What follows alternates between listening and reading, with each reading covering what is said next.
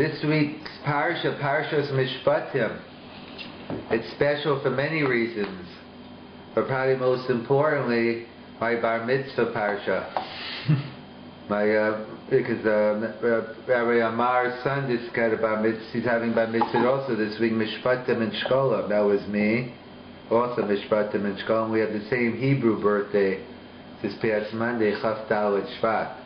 So Mishpatim follows Parshas Yisro, and it deals with the mitzvahs, many mitzvahs ben Adam l'chavero, many mitzvahs interpersonal.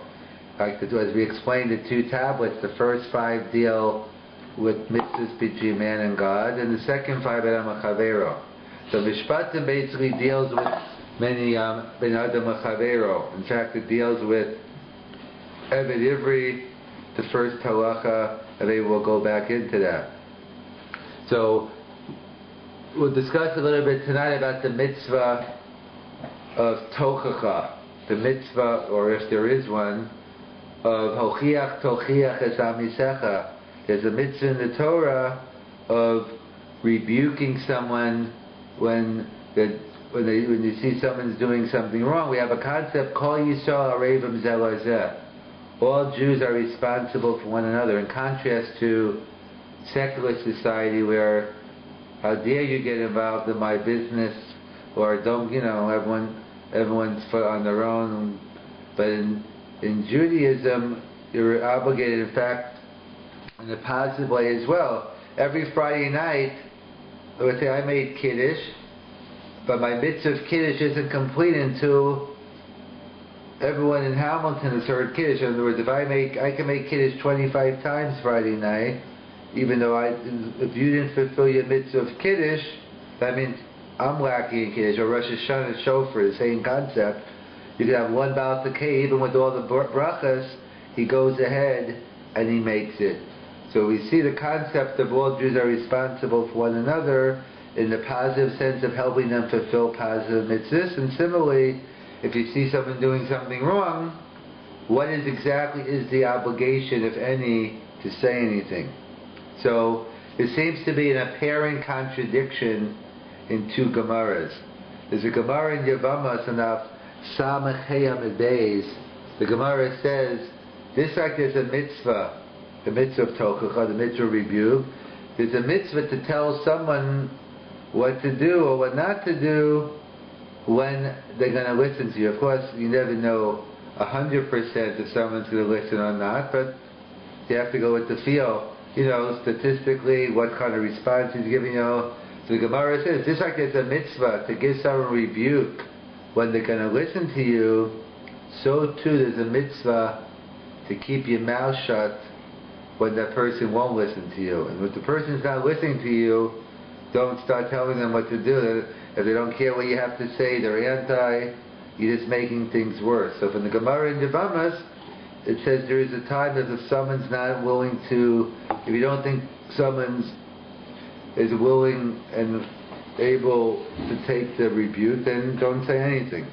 However, from the Gemara in Erech and Adaf Tez Zayin, we see the opposite. The Gemara wants to know, how far does one have to go? In other words, when you're giving someone tochacha, rebuke, how far is my obligation? How much do I have to go to burden myself in order to tell someone they're doing something wrong? So the Gemara has the machokas in the Gemara. One opinion is until the guy's about to curse you out. You don't have to be cursed out, but right before he's about this, then you can take off. Or right about he's about to hit you. And so the Gemara goes through but what are the implications? Up until I'm about to curse out or hit you, and obviously it doesn't seem like I'm going to be listening to you if I'm about to curse you out or hit you. So it seems to be an apparent contradiction. From one Gemara, it seems to keep quiet. When it's something which isn't going to be listened to, from the Gemara in Yevamos, seems it's a mitzvah to keep quiet. And from the Gemara in Erechet, it seems to say, keep on going. You don't have to get hurt or cursed, but up until that point, keep on going. Harass that guy until he really goes psycho on you. So which one is it? So we'll take 3 different approaches to this. So number 1 is, the first approach is the Shita Mekubeses quotes in Bava Metzia from Ramosha Kohen, the Ramach, as he's known, he wants to say there is no contradiction in the Gemaras, because we know, especially today, we're in the world, live in the world of Kiruv. You know, we start shuls in the basement of other shuls, and throughout you have Or Sameach, Eshet Torah, you have different programs at YU, different places. You have many Baalei Tshuva places. You know, we're all familiar with Kiruv today. So it's not just one, it's a whole process. You have to look at the big picture. You have to sometimes overlook different little things. If you think the ultimate goal is, you don't have to tell everyone every little detail until they're ready to make a commitment. You try to make Judaism look appealing. So what the Ramach is saying is, it's no contradiction. The principle is true. There's a mitzvah to give rebuke when you're being listened to. There's a mitzvah to keep your mouth shut when you're not listened to. So we all know what's perhaps the worst thing. When you give someone rebuke, this totally bounces right off the wall. He just totally ignores you, no impact. That's probably the worst thing. The indifference, just like he doesn't even know you're there. However, but when a person gets upset, usually that is a psychological insight.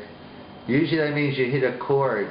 Like a lot of times you get a sensitive area and you get a response.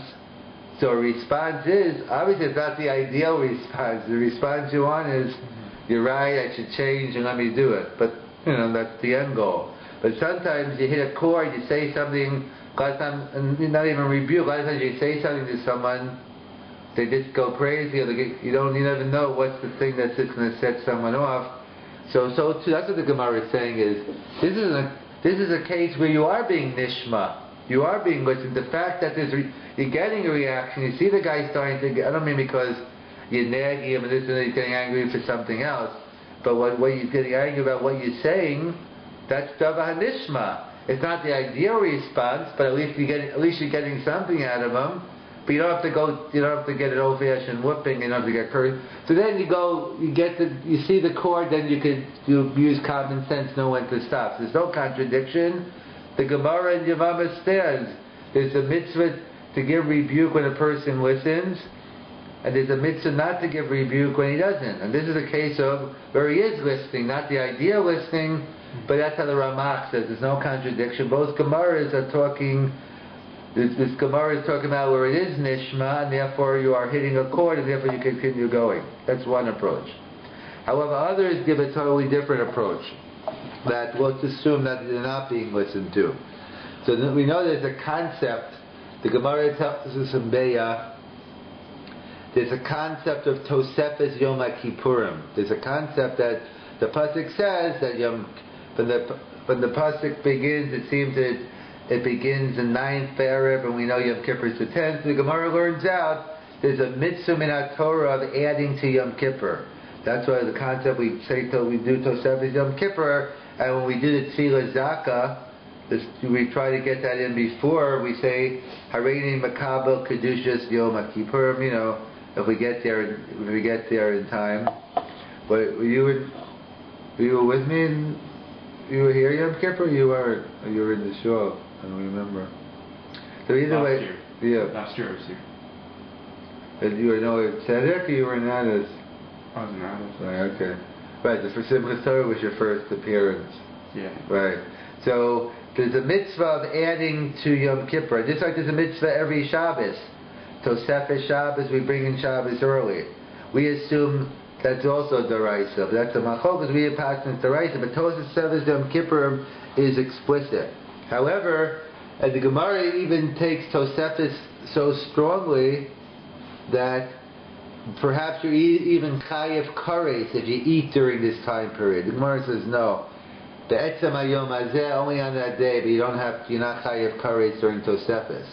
But we see from the Gemara that clearly Tosefes Yom Kippur is a mitzvah daraisa. So the Gemara is talking in the context of there are certain people who are eating during Tosefes Yom Kippurim. So the issue is, should you rebuke them? It's not Yom Kippur proper, you're bringing in Yom Kippur early, and these people are still eating. So the question is, so why wouldn't you rebuke them? What's the downside? They're doing something wrong, why wouldn't you tell them? So the Gemara tells us a very important principle. Mutav shogegin value mezidin. That is a very important principle. It's better a person sin b'shogeg, unintentional, than cause someone to sin b'mezid. The downside is, if you're going to give someone a rebuke that they're not going to listen to, so then you can make it worse for them. You turn an unintentional sin into an intentional sin. So the Gemara says, we see even on a mitzvah in our Torah we're talking, not just on a mitzvah. Tosefes Yom Kippur is a mitzvah daraisa, and yet the Gemara says, don't tell these people, because it's a case where you don't think they're going to listen to you, and therefore better that they eat b'shogeg and than to violate a worse sin of b'mezid. Then the Gemara makes distinctions between, even though Tosefes Yom Kippurim is daraisa, is biblical, but it's not what they call mefurish b'kra. It's not explicitly written in the Chumash. You're not going to find anywhere in the Chumash this mitzvah. It's learned out from the drushes in the Gemara. So there's a difference in halacha between psukim we learn out from a drasha, Yid Gimel Midos, versus something which is explicit in the Chumash.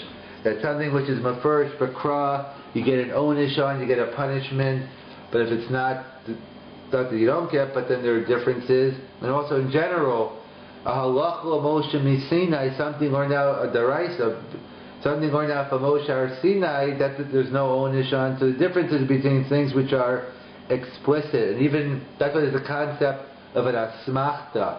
That a lot of times the rabbis quote dinim derabanan, and then they quote, and there's a pasuk, but it's only a rabbinical law, but it's an asmach. They find a source for it, but it's not that it's really biblical. But some posts can point out it's stronger because they found the source. So Tosefes Yom Kippur is daraisa. So we see the principle applies better to violate the sin b'shogeg, even on a biblical. Maybe if it's a biblical law, no. Let's try to give them rebuke. No, even on a biblical law, that better not risk the downside than to do it b'mezid. However, So how do you distinguish that with educating somebody about it? So if you educate somebody about what they're doing by rebuking them, right? So we'll get into context. We'll see. You know, if you're teaching a group, and we'll get to context in a couple of minutes. Can I ask for the black cherry? I thought you said no. Just want a little sweetness on its palate.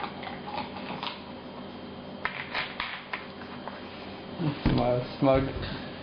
So they point out, the post can point out, this might. But some want to say, but if it's mefurish b'kra, that's true. When do we say better to be shogeg than mezid? If it's biblical, but it's not explicit. But if it's explicit in the pasuk, then we don't say mutav yeshogeg. Then you tell them. That's what the Gemara seems to say. To come along the later day poskim and the Ramah, and they say, what's the reason? Why do we make a distinction between something which is mefurish b'kra versus something which is? Why does the Gemara seem to say that if it's mefurish b'kra, then we don't say better to be shogeg, you just tell them, versus something which is biblical but not mefurish? So the Ramah wants to suggest it's all about it's the assumption the assumption of the Gemara is that if something which is explicitly written in the Chumash, people know about it. Like people know about kosher or Shabbos. But something which is only learned out through a drasha, people don't know about. That's what the Ramah learned. So it's mefurish b'kra, you assume they're amazing because they're doing it, you assume they know, and they're doing it b'mezid. So if you assume they know, and they're doing it b'mezid, there's no downside in giving them rebuke, because if you don't say anything, they're going to do it b'mezid. If you do, if they listen to you, they'll stop. If not, so that's what the Rambam. So some later posts I want to point out that unfortunately, Bizman Hazeh, many Jews don't know things which are mefurish in the Torah, like shatnez, or many other things. So therefore, someone is Bizman Hazeh in our day, even if it's explicitly written in the Torah, don't say anything, because those people don't even know what Shabbos is, what kosher is. They might have some concept in general, but they don't know. They might not know about turning on a light on Shabbos, or driving a car, or what's the definition of kosher. So they want to say it's Bisman Hazeh. Again, we'll get the context in a minute, but it's a general klal. Someone say even today, if it's mafurish bekra, because based on the Ramah's assumption that the distinction is based on the fact that people know, but there is a downside, because today, and which is true, reality is people don't know things which are explicitly written in the Chumash. So mutav shogeg, better they should do the sin b'shogeg than do the sin intentionally. You wanted to say something, or? No, we're getting to Right. So therefore, they point out that's the distinction they make. So therefore, that's what they want to answer. The Gemara in Yavamas, which says there's a mitzvah to rebuke someone when they're going to listen, and there's a mitzvah to keep quiet when they're not. That's talking about an aveir b'shogeg. That's talking about when you're doing a sin b'shogeg, better to keep your mouth shut, because then if I don't keep my mouth shut, there's a lot of downside here. If he doesn't listen to me, he's going to do it b'mezid. But the Gemara in Erechin, which it says, giving a musaf, give them until they're going to hit you, and that. So that's talking about someone who's doing it b'mezid. So if he's doing it b'mezid, there's no downside. Keep on rebuking him and get out there before you don't have to be caused any bodily harm. So take off before he hits you or before he curses you out. But the distinction is shogeg versus mezid. If you're doing it for shogeg, so there's downsides. You've got to be very careful to rebuke someone who's doing a sin unintentional. But someone who's doing a sin intentional, so there's a lot less downside. So that's the Gemara in Erechin. So if you say something to somebody that's doing something unintentionally, don't they still have the choice to do it or not? Like if you rebuke somebody that's doing something unintentionally, it's not that they will automatically do that thing and do it intentionally. They can still choose not to do it. No, 100%. No, and all this is we'll see is we're in a situation where you're not sure. Obviously, in a case, as we'll see, in a NCSY or in a Kira event, the assumption is kids are coming to learn, and you're not rebuking. There's a difference between teaching people. The case is he's not about to turn the light on.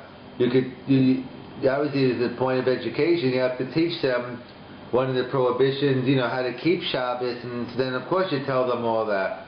Which here we're talking about actually, someone to on purpose. Doing it in the act. It's not a hypothetical, but you're right. In all these cases, we'll see. It's going to come. You're going to have to use seichel in terms of what the scenario is, how much you know this person, you think you could have influence on them. It's not just a lot of times. A lot of it's how you say it, but it's also who's saying it. Is it someone who he respects, someone who he hates?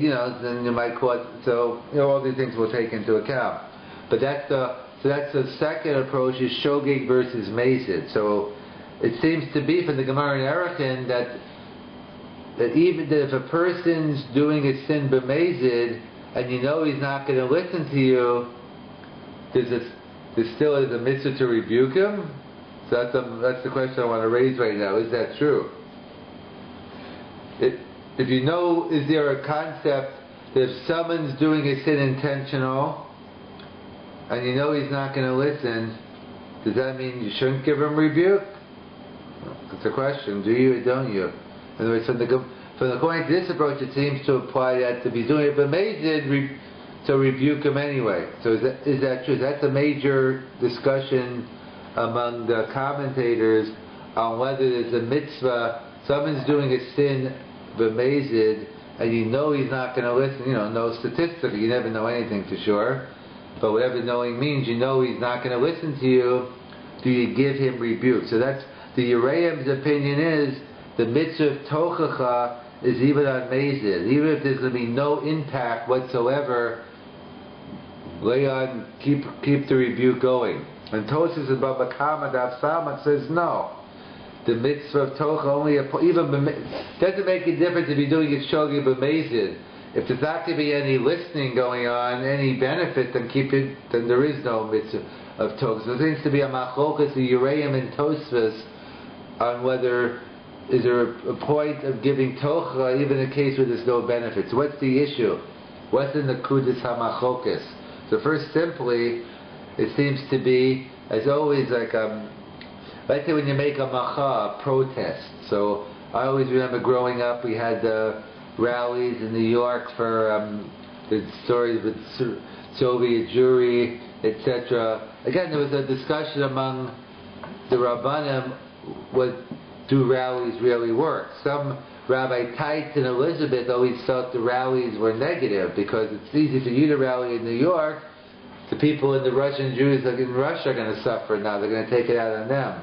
And so they have to do nothing? No, he said he thinks sending letters to your congressman or everyone agrees you have to do something, that you have to speak to the expert to know what's effective.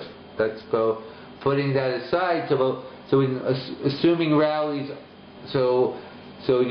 people used to make protests and rallies. And the question is, what's the purpose of a protest or a rally? In general. So there's really two purposes, whether you realize it or not. One purpose is obvious. You want to affect a certain goal. Like whatever you're out, there's some evil happening, you want to stop it. So that's why you're rallying against. But then there's a second reason, perhaps at least equally important. You're rallying for yourself.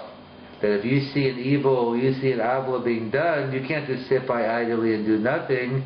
You have to make a protest. In fact, that's the famous Brisker Rav discusses that there were 3 advisors to Paro.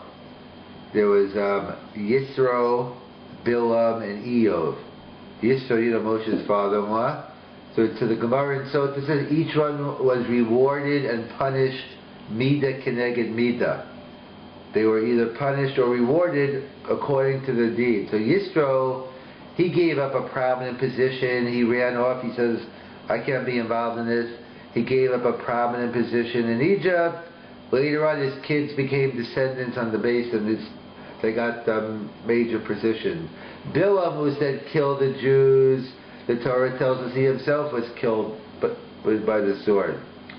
So that's pretty clear. But Eov is a difficult one. Eov kept quiet, and we know the story of Job. He lived a life of suffering. What's the connection between keeping quiet and living a life of suffering? Doesn't the Brisker Rav explains? I'll give it. I don't think he gives this example, but let's say whether you're in camp or somewhere, and you're taking a nice shower, and all of a sudden the water just starts burning. Someone turns on the washing machine, whatever the issue is, or in camp you just turn off the cold water, whatever this. So what do? So you're burning your back, so you jump out and you scream, ah! I mean, does screaming ah help you burn on your back or not? No, I don't think it does. So why are you screaming? Because the Brisker said it in Yiddish, because if it hurts, you scream. If you have pain, you scream. It doesn't help, but maybe psychologically it helps, but it doesn't help them.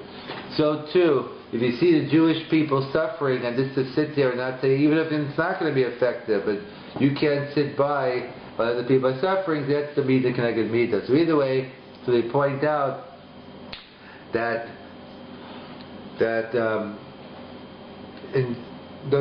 was the Mida Keneged Mida in terms of Yisro, Bilam. So there are 2 reasons you make a macha to get the result, or you make the macha for yourself. So that seems to be the machokas. The Yereim seems to say it's an issue of kavod shamayim. Someone's desecrating God's name and doing these sins. You have for God's sake, you have an obligation to speak up. In other words, or for God's sake, or for your sake, this to not let the evil go by itself. And Tosafos says no. It's all about the benefits. The mitzvah of tocha is result oriented. It's goal oriented. If there's no benefit, then keep your mouth shut. So that's the issue. Do we say when someone's doing a sin b'mezid and he's not going to listen, is there any point in talking up? So there's an interesting Avnei Nezer. The Avnei Nezer, we point out, there's a famous principle we've probably spoken about in the past. So now there's a principle of Darshinan Taima Dekra, or Eino Darshinan Taima Dekra, which means, do you take the reason for a mitzvah can you take the reason for a mitzvah and limit or expand the mitzvah? In other words, the Mishnah says in Bava Metzia about not taking the last thing from a widow, let's say a clothing, a pillow, because maybe it's the last thing she has and she needs it. So that's what the Torah tells us. So there's a machlokas between Rabbi Yehuda and Rabbi Shimon. What happens if it's a rich widow? She was independently wealthy, or she killed the husband and she had a nice life insurance policy. Whatever happened, she has a lot of money. So do we say you can't take collateral from her? So Rabbi Yehuda says, that's it, you can't. The Torah says I can't, and I can't take the reason, take the apparent reason, and then limit or change the halacha. And Rav Shimon says, yes, you can. Darshin in time of the crow, you could take the reason. The reason is because presumably she has no one to support her, she's poor. But if she's rich, you can't. That's a machlokas. We patskin like Rabbi Yehuda, we normally do not take Eino Darshin in time of the crow. But the Gemara asks, it seems to be a contradiction. Rabbi Yehuda himself says about a king taking many wives, it says, even though it seems to limit how many wives the king can have, Rabbi Yehuda says he can have as many wives as he wants. So they asked, what are you talking about? Rabbi Yehuda just said, and why? Because Rabbi Yehuda says because it means only wives are going to take you away from the service of God. But any wives that are going to help you so that you can have as many as you want. We have thought Rabbi Yehuda doesn't take the reason and change the mitzvah. So that's what the Gemara qualifies, it depends. We normally say Eino Darshin in time in the Kra like Rabbi Yehuda. But even Rabbi Yehuda agrees if the Torah itself gives the reason for the mitzvah, then you can. So the Torah itself says you don't have any wives because they're going to take you away from God. But if they're not going to, then if you can have from wives, you can have as many as you want. And so too we have that. I'll just give another example, but it's true for many other ones about the mitzvah of writing a Sefer Torah. So today many post, hey, the mitzvah is taking notes of the shir, buying svarim, buying books. How can you say the mitzvah is changed? Because the Torah tells us what's the purpose of writing a Sefer Torah is to learn from it. So it used to be they used to learn from the Sefer Torah. They used to go into a shul, take out the Torah and learn. Today, with the event of the printing press, we never use the Sefer Torah, only on Shabbos, Yantav, it's for waning, but we don't usually use it for learning. And therefore, the mitzvah always was to learn from it. So since the Torah itself gives the reason, so even Rabbi Yehuda agrees. So comes along the Avnei Nezer and says like this. What is the reason? When we ask that question, we want to know, does it make any sense that I'm going to read, there's a mitzvah of tocha, even if I'm doing it b'mezid, but there's no benefit? So it depends how you learn the pasuk. The pasuk says, "Hochiach tochiach es amisecha." You're to rebuke your friend, but you shouldn't cause sin by doing it. So what does that mean? You shouldn't cause sin by doing it. So that's a machlokas Rashi and the Ramban. Rashi says, what does it mean? Is just make sure in the manner you give it. Don't make the situation worse. You're talking about a little thing and you embarrass someone publicly, which is a terrible sin. So it's just telling me be careful how you do it. It's not telling me anything about the essence of tocha. It's telling me the manner. The Ramban says no.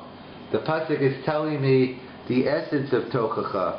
Don't make things worse. In other words, don't give tochacha even if the person's doing it intentional.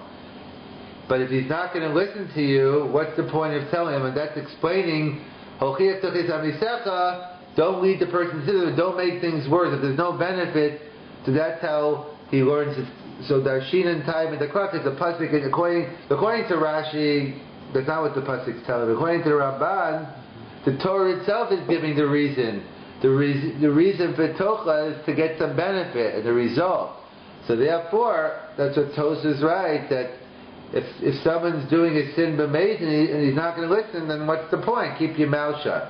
So that's the question, whether it's Darshin and time at the Krah, but here we're saying it's built into the Pasuk, and in fact, even if you don't want to say it's built into the Pasuk, it's an interesting rush, it even has a bigger Kiddush, that there's a halacha of Sar Bali Chayim. It's an Isser, you have to treat your animals properly. You can't, that's why Shchita, all these laws. And it's a machlokes in the Gemara, we paskin Sar Bali Chayim is biblical. Albeit it's biblical, it's very unclear what the source is. There are 10, 12, 13 different possible sources. So one source the Rishonim bring is the concept of there's halacha, don't muzzle your animal while it's working in the field. Why? Because it's not right. It's working in the field, you have to let it eat.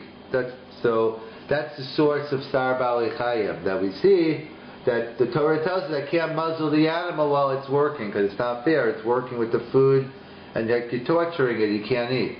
In fact, that's interesting. That's the Das Bali Tosa says on the halacha of not that. I think it talks about an ox and a donkey, or a shor and a chamor. Yeah, it's a different. It talks about you shouldn't work two animals together. It's talking one kosher animal, one non-kosher. So what's the reason for it? So that's when the Das Bali is right, or maybe it's the Balatura, one of the two. That why can't you? Because one say because one's a strong animal, one's a weak animal. Like the Nazis used to do. They used to have this tall, strong guy literally, and they had to make them cut wood where it was very hard if you weren't the same, a psychological thing, which is true. But over here it's saying, you know what's going to think is, what is a kosher animal? It chews its cud. What does it chew its cud? It takes the food and then sends it back up again. So what's going to happen? So during, let's say you fed them breakfast, and then in the middle, a couple hours later, the kosher animal is going to be regurgitated. The other, hey, wait, the owner hates me, gave him more food and didn't feed me, so therefore we don't work those two out. It's a Sar Bali Chayim. But either way, that's the halacha. So what happened? Let me ask you something. So let's say, the Torah says I can't muzzle the animal while it's working in the field. Let me ask you something. Let's say you're working in a field which this type of food is harmful to the animal. He's allergic to that, or the thorns. So would you tell me then, well, the Torah says I can't muzzle the animal. That's what the Rush says. Even if it's not mafurish, but it's something so obvious, even then we say Darshin in time. So obvious, he says, then now you can't muzzle the animal if it's going to cause harm. The whole reason for the halach is Sar Bali Chayim. So the scenario where by doing the opposite you're going to cause, so then obviously you don't do it. So even if you don't want to say it's mafurish, but why are you giving someone a rebuke? So he can hate you more? Obviously there should be some benefit. Mm-hmm. So even if you're bemazed, there's no benefit. So therefore, according to that, then what's the distinction? So if you assume that even when you're bemazed, you should you don't give the person, and there's no benefit, you don't give them tocha. So according to that opinion, what would be a distinction between the two Gemaras? So that's what the Ran writes and the Ritva. Perhaps we can make a distinction between a Yachid versus a Tzibur. That when you're dealing with a Tzibur, and they're bemazed and they're not going to listen, so then that's what the Gemara in Yavamis is talking about. The Gemara in Yavamis is talking about a Tzibur, that it's a mitzvah to keep quiet when they're not going to listen. But perhaps when you're dealing with a Yachid, in other words, what the whole thing is, the issue is, where do you have a better chance of being successful? When you're talking to 100 people at a time, or one-on-one? Usually one-on-one works better, and it says like someone you have a kesher with. So therefore perhaps that's the distinction. When it's a very pragmatic thing, really you give Musar only when it's going to help. So what does it mean? So the Gemara in Erechim, which says you go out of Te'akah, so that's with the Yachid. So therefore you give Musar to a Yachid because you have a better chance of being answered with him. But when the Gemara in Yavamis says a mitzvah to keep quiet, that's talking about the tzibur, which is always much harder to get through in terms of that. So basically, we had three different approaches how to reconcile the Gemara in Yevamos and the Gemara in Erechet on the mitzvah of Tochacha. The Gemara in Yevamos said keep quiet if they're not going to listen, while the Gemara in Erechet seemed to say keep on going. So we answered number one is there was no contradiction. He is hearing because he's hit a chord and that's why he's getting so upset. Well, number two is the distinction is Mezid versus Shogeg. When do we say there's a mitzvah to keep quiet when a person's doing a B'Shogeg? So there's a big downside.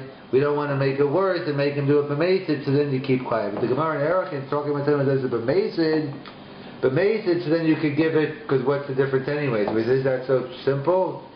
Is that true that when someone's B'Mezid and he's not going to listen, you give Musar anyway?